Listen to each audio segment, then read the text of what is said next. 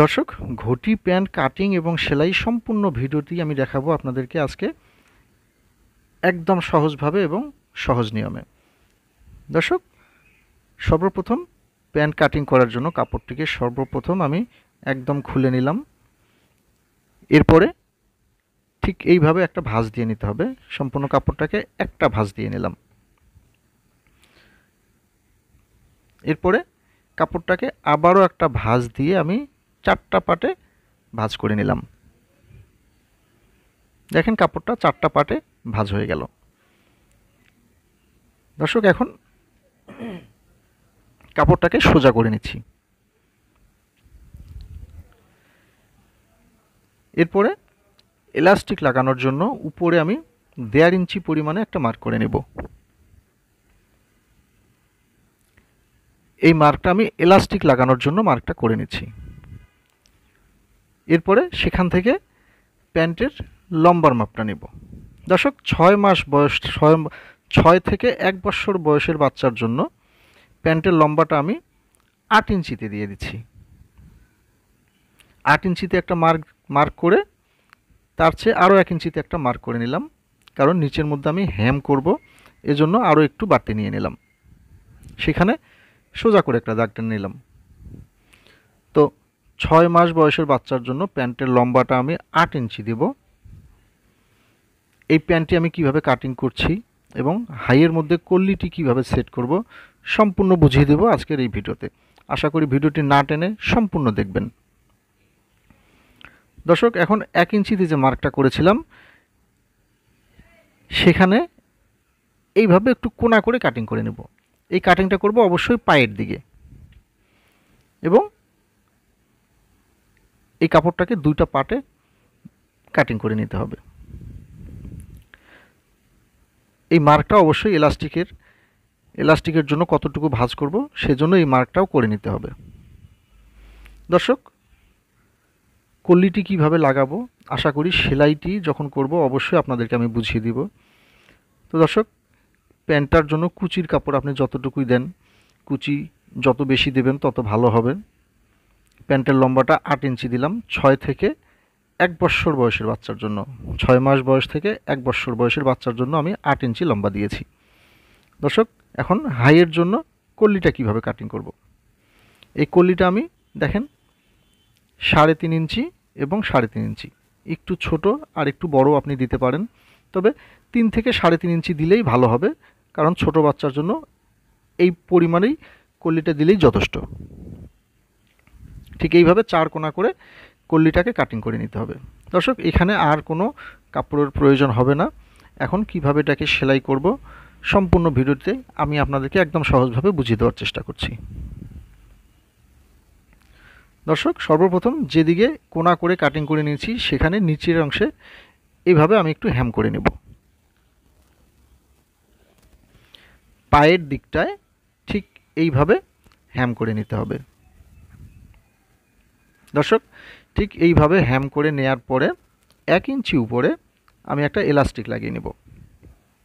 এই এলাস্টিকটি লাগাবো অবশ্যই আপনার বাচ্চার যে পায়ের মাপটা আছে সেই মাপ অনুযায়ী, কারণ ছোট বাচ্চা এলাস্টিকটি কম নেওয়ার কোনো প্রয়োজন নেই, পারলে আপনি একটু লুজ নেবেন। বাচ্চার পায়ের মাপ অনুযায়ী এই এলাস্টিকটি কাটিং করে নিতে হবে। 2টা পায়ের জন্য ঠিক এইভাবে 2টা এলাস্টিক কাটিং করে নেবেন। এখন এলাস্টিকটি 1 ইঞ্চি উপরে, যেখানে আমি 1 ইঞ্চি উপরে একটা মার্ক করেছিলাম ঠিক সেই বরাবর এলাস্টিকটাকে ঠিক এইভাবে বসিয়ে টান দিয়ে এইভাবে লাগিয়ে নিতে হবে। দর্শক, যারাই আমার ভিডিওটি দেখছেন, ভিডিওটি ভালো লাগলে অবশ্যই আমার চ্যানেলটি সাবস্ক্রাইব করবেন এবং পাশে থাকা বেল আইকনটি অন করে দিবেন আমার পরবর্তী ভিডিওর নোটিফিকেশনের জন্য। দর্শক, এলাস্টিকটির উপরে এবং নিচে 2টা সেলাই দিয়ে এলাস্টিকটিকে আমি লাগিয়ে নেব। দর্শক, ঠিক একইভাবে 2টা পায়ের জন্য এইভাবে এলাস্টিকটি লাগিয়ে নিতে হবে। দর্শক, আমি 2টা পায়ের জন্য এলাস্টিক লাগিয়ে নিয়েছি। এখন কল্লিটা কিভাবে আমি লাগাবো ঠিক এইভাবে দেখেন, প্রথমে এক পাশে পায়ের দিকে পায়ের নিচের অংশে ঠিক এক পাশে প্রথমে একটা সেলাই দিয়ে দিব, এরপরে এটার উপরে একটা চাপ সেলাই দিয়ে দিব।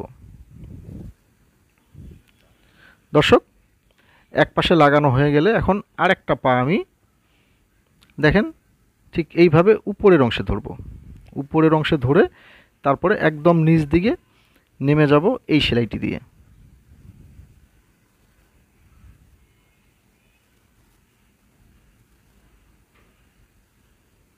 দর্শক, ঠিক একইভাবে এখানেও আমি চাপ সেলাই দিয়ে দেব।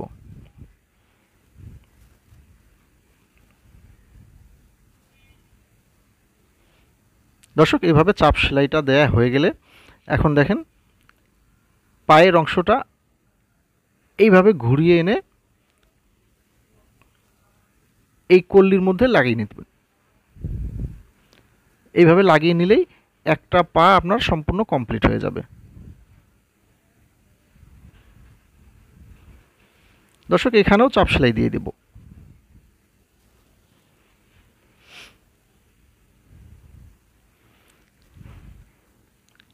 এখন হচ্ছে সর্বশেষ সেলাই, কারণ কল্লিটা সেলাইয়ের আগে অনেক ঝামেলা মনে হয়, কিন্তু একদম সহজ। আপনি দেখেন একদম সহজ।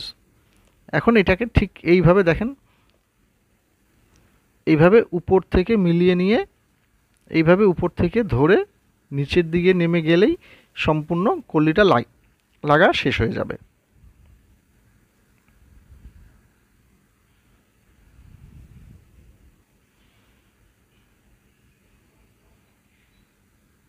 দর্শক, ঠিক এইভাবে কল্লিটা লাগানোর পরে প্রত্যেকটা সেলাইয়ের উপরে অবশ্যই আপনি চাপ সেলাই দিয়ে দিবেন, কারণ চাপ সেলাই দিলে প্যান্টটা একটু টেকসই হবে।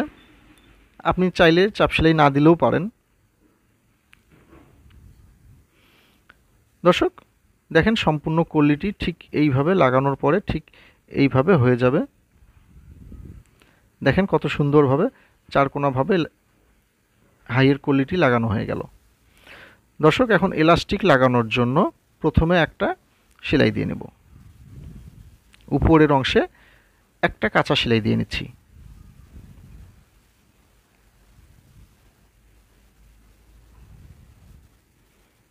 দর্শক, এরপরে যতটুকু পরিমাণে বাড়তি রেখেছিলাম ততটুকু পরিমাণে ভাঁজ করে উপরে 2 সুত পরিমাণ বাদ দিয়ে একটা সেলাই দিয়ে দেব।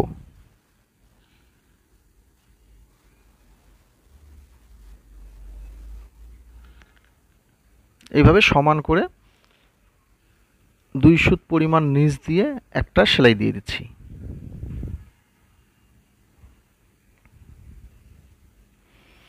দর্শক, এখন যেটা করতে হবে, এলাস্টিক লাগাবো। এখানে আমি চিকন এলাস্টিক লাগিয়ে নিব। যে এলাস্টিকটি আমি পায়ে ব্যবহার করেছিলাম সেই এলাস্টিকটি লাগিয়ে নিব। কতটুকু এলাস্টিকটা কাটবো? দর্শক, এখানে ছোট বাচ্চা, এখানে কোনো মাপ যোগের কোনো প্রয়োজন নেই। আপনি আপনার বাচ্চার কোমরের মাপ অনুযায়ী এলাস্টিকটি কাটিং করে নেবেন, কারণ ছোট বাচ্চা এলাস্টিক বেশি টাইট লাগানো যাবে না। আপনার মাপ অনুযায়ী, বাচ্চার স্বাস্থ্য অনুযায়ী আপনি আন্দাজ করে এই এলাস্টিকটি অবশ্যই কাটিং করে নেবেন। এখানে আমি 2টা এলাস্টিক কাটিং করে নিলাম। এখন এলাস্টিক 2টি আমি 2 মাথায় একসাথে করে সেলাই দিয়ে নেব।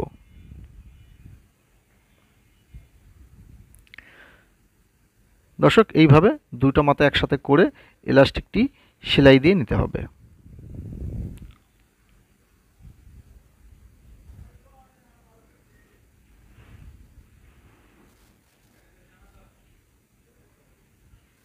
দর্শক, এইভাবে সেলাই দেওয়া হয়ে গেলে দেখেন 2টো এলাস্টিক একসাথে ধরে যে 1.5 ইঞ্চি পরিমাণে আমি এলাস্টিক ঢুকানোর জন্য বর্ডার করেছিলাম সেখানে একসাথে লাগিয়ে নেব।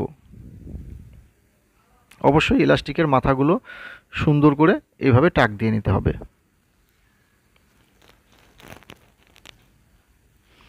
দর্শক, দেখেন 2টো এলাস্টিককে আমি একসাথে করে দেখেন এইভাবে ভিতরে ঢুকিয়ে তারপরে এই মাথা দিয়ে সেলাই দিয়ে দিব।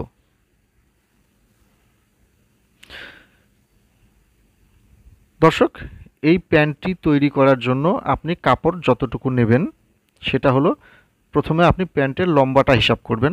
লম্বা যদি 8 ইঞ্চি হয় সেক্ষেত্রে উপরের জন্য আরও 2 ইঞ্চি নেবেন, অর্থাৎ 10 ইঞ্চি।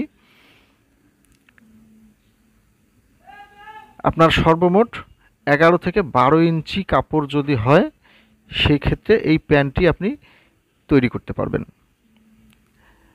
আপনি যে কোনো মাপের প্যান্ট তৈরি করেন না কেন, আপনার প্যান্টের মাপ যেটা হবে তার থেকে আপনি 3 ইঞ্চি পরিমাণে বাড়তি কাপড় নেবেন, নিয়ে এই প্যান্টটি কাটিং করবেন।